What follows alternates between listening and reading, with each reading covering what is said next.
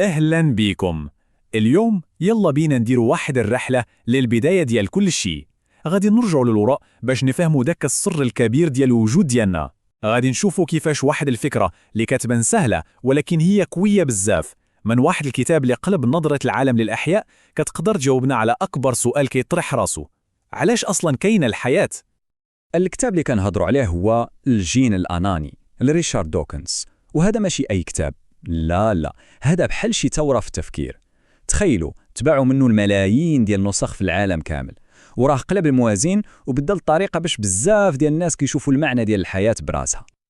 الكتاب كيحاول يجاوب على واحد من دوك الأسئلة العميقة بزاف. علاش حنا هنا؟ شوف، ماشي غير حنا كبشر، لا، ولكن علاش أصلا كاينة شي حاجة سميتها كائن حي. باش نفهموا هادشي خاصنا نرجعوا للبداية ديال القصة، للصفحة الأولى من كتاب القواعد ديال اللعبة. إذن قبل ما نغوصوا في الجواب، كاين واحد الأساس اللي ضروري خاصنا نوقفوا عنده.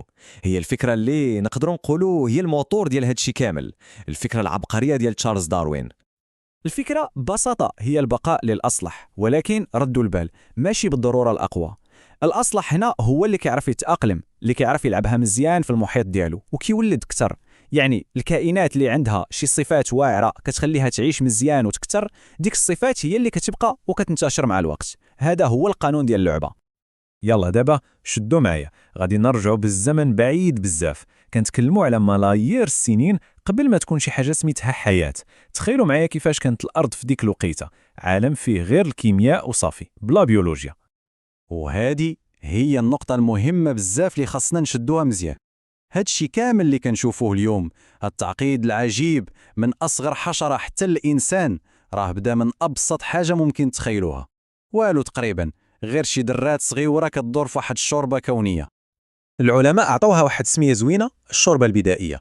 تخيلوا بحال شي محيط هائل فيه الماء مخلط معاه غازات بحال الميثان والأمونيا، وهاد الدرات البسيطة غير كتضرب في بعضياتها بواحد العشوائية ما بعدها عشوائية، مع الطاقة ديال الشمس والبرق اللي كتزيد تشعل الأمور.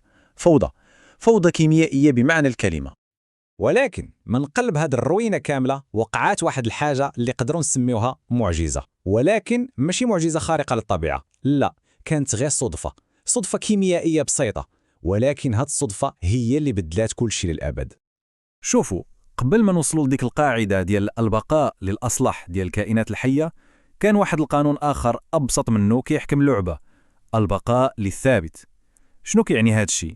يعني اي حاجه كانت مستقره، اي جزيء كان ثابت وما كيتفككش دغيا، هو اللي كان عنده فرصه اكبر يبقى موجود.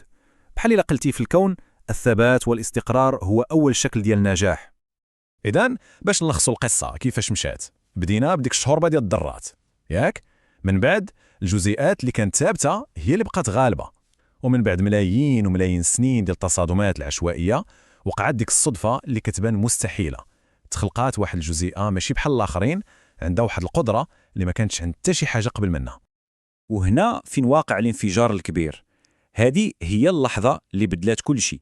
تولد المتضاعف، أول جزيء في التاريخ كامل قدر يدير نسخ من راسه، بحال شي آلة ديال النسخ طبيعية، كياخذ الذرات اللي حداه وكيصاوب بها نسخة طبق الأصل منه. هنا لأول مرة المعلومة ولات كتقدر تنتقل، اللعبة تبدلات والقواعد ديالها تبدلوا كاملين. دابا هادشي كيبان بحال شي قصة قديمة بزاف، ياك؟ ولكن صبروا، داك الجزيء الصغيور اللي بدا كل شيء راه هو الجد الأكبر ديالنا كاملين، ديال كل حاجة حية فوق هاد الأرض، حتى ديالنا حنا. هاد المتضاعفات الأولى مع الوقت، مع ملايين السنين ديال التطور والمنافسة والأخطاء اللي كانت كتوقع في النسخ، ولات معقدة أكثر وفعالة أكثر. وهاد المتضاعفات هي اللي وصلت لذاك الجزيء اللي كلنا كنعرفوه اليوم، اللي هو DNA، الشفرة ديال الحياة اللي كاينة فينا كاملين. وهنا فين كنوصلوا للقلب ديال الكتاب الجين الأناني. السؤال هو: إلا كانت هاد الجينات هي اللي كتصارع باش تبقى، واش حنا بالأجسام ديالنا، بالعقول ديالنا، بالمشاعر ديالنا، واش حنا غير آلات ديال البقاء، غير مركبات متطورة صوبتها هاد الجينات غير باش تحمي راسها وتنتقل من جيل لجيل؟ سؤال كبير، وغادي نخليوه للمرة الجاية باش نتعمقوا فيه كتر.